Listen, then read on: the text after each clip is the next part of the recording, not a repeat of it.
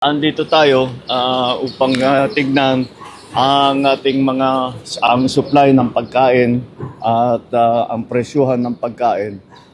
Dahil lahat ng ahensya ng pamahalaan, siyempre nilalapitan natin ang mga partner natin na food suppliers para sa pang-araw-araw ng taong bayan. At kami naman, nakita naman ninyo, ito isa lamang ito, 10% pa lang ito sa kanilang stock. Ibig sabihin, hindi lamang ang Century, kundi ang iba't ibang mga food processors at saka retailers ay maayos naman ang stock natin.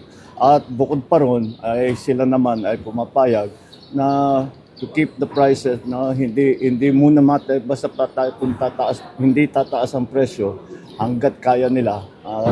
Kaya siguro mga isang buwan, yung iba baka 2 buwan, hindi magagalaw yung presyo. Kahit na dumating na tayo, ay patuloy naman natin tinitignan ng supply. Ang supply ay hindi kailangan mag-alala ang taong bayan. Ang food supply natin ay sapat kahit na pangmatagalan.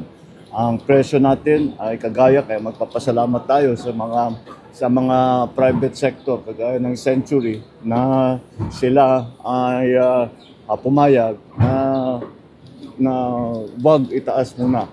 Wag itaas ang presyo ng bilihin. Kaya patuloy natin minomonitor ito para naman ang pang-araw-araw na pangangailangan ng taong bayan ay naalagaan at naalalayan.